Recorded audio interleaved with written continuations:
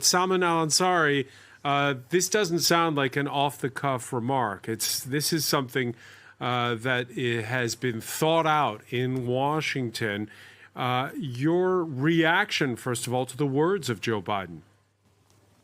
Yeah, I think, Francois, there are a lot of accusations, speculations, and allegations against Saudi Arabia, specifically after OPEC Plus recent production cut. But let's put things into perspective. First, no pun intended, oil is not gas, and it will be a profound mistake to conflate the two, and that there is no comparison at all whatsoever between the high prices of gas and the average prices of oil. That's number one. It's the US that wanted to sell LNG gas to Europe with 4 times the price, not Saudi Arabia, nor OPEC, nor OPEC Plus. And President Macron, the French president, hinted about his frustration, personal frustration of the US exploitation of Europe's energy need. This is a fact. And Voltaire actually said it right. Il n'y a pas de vérité moyenne. There are no half-truths. The second thing is the US administration, as we all know, has waged a war against its domestic US oil industry through an executive order. Months afterward, he said, the Biden administration, Biden himself, at a climate conference, he said Saudi Arabia should be punished for its hydrocarbon production and how Saudi Arabia is exacerbating the climate change. And now he is asking us to pump more oil. And you see the double standards here. The third thing, which is very important and hasn't been very well reported by the media, which is the fact that the US administration urged Saudi Arabia to delay the production cut for a month. So that tells us what? It tells us that it has nothing to do about Russia at all whatsoever. It's all about the midterm elections, which means the US Democratic Party wants the Kingdom of Saudi Arabia to meddle in the US elections to basically help them out. And that's why I said earlier, the US ship is too big to fail, but too divided to sail. It is, though, the case, Salman al-Ansari, that we have seen escalation after escalation from Russia, which stands to profit from that oil revenue. It's the escalation after escalation that matters in this case, does it not? And it's not in Saudi Arabia's interest for Russia to be at war with Ukraine, is it? Not at all.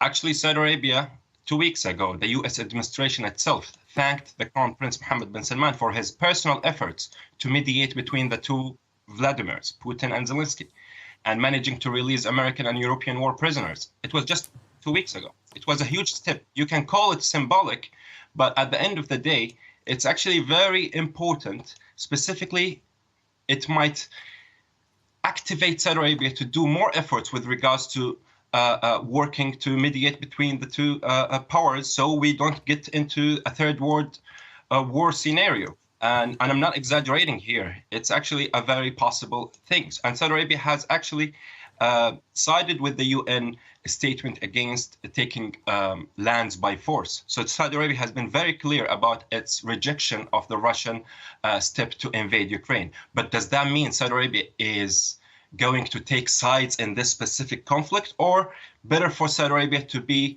in a mediation kind of mode so they can actually find a way through which we can actually prevent this from escalating? And Saudi Arabia, at the end of the day, all what they want is stability for the market. And let's not forget, it's not only Saudi Arabia that decided to do the cut of production. And by the way, no exports will be actually cut. It's also only about the production per se. So there's no effect. And even the prices of oil has actually decreased almost 2 to 3% after the decision of the production cut. So we have to think carefully about, as I said earlier, we have to differentiate between gas and oil. And there is something very important. And Adam Smith, the congressman, Adam Smith, he is a Democratic congressman. He was actually urging Biden yesterday to not make any other further mistake with Saudi Arabia. And he's from the Democratic Party. Well, let me just ask Kedevan Gorjestani very briefly, Kedevan, about that one point, that how much of this is about domestic politics in the U.S.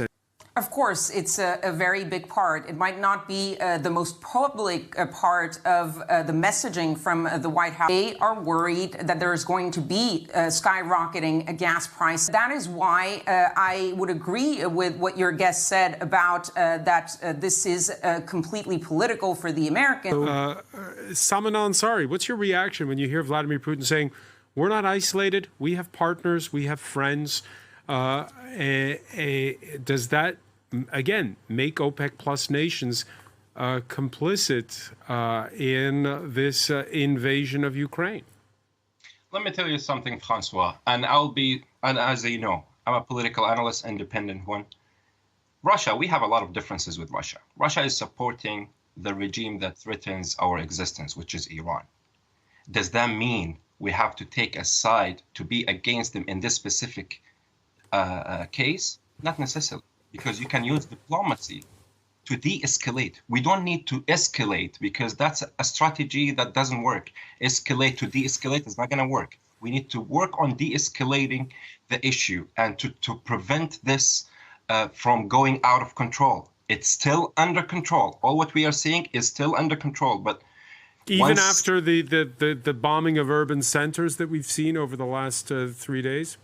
Look, wars are ugly. Wars are ugly. Wars are bad. And this is unjustifiable at all whatsoever. And Saudi Arabia has voiced its rejection of that as well.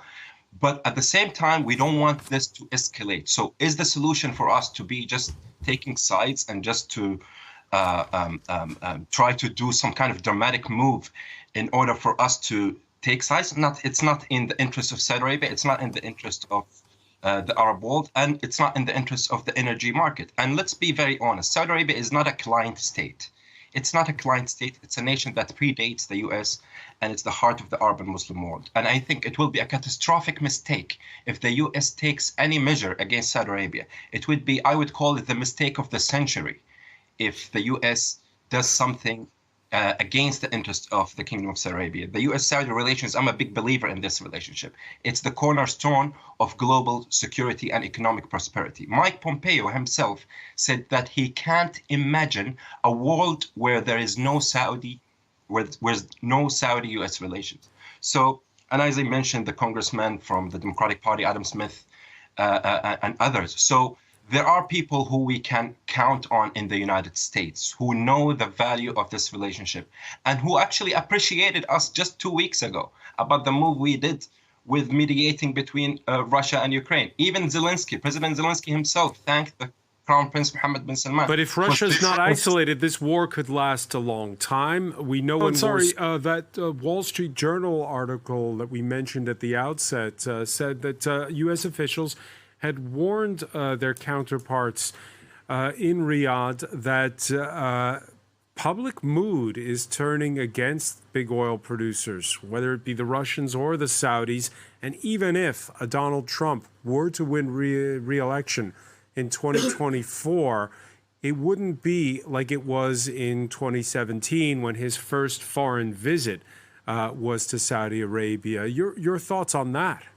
Yeah, I think it's very clear for everyone right now that using Saudi Arabia as a scapegoat for the Biden administration's failing policies doesn't work anymore.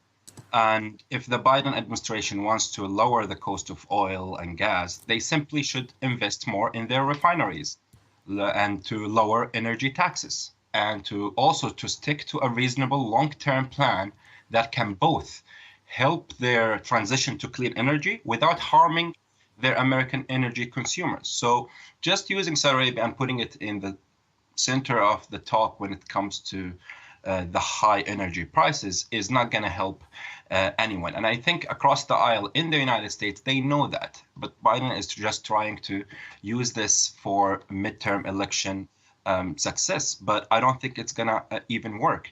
And what's they going to do? Are they going to be in a position where they punish more than 23 nations just for the reason that they are trying to regulate the energy market? That's not going to be sensible, and it's not going to be achievable at all whatsoever. And they know that. Are they going to review those arms sales? Do you think that's going to happen?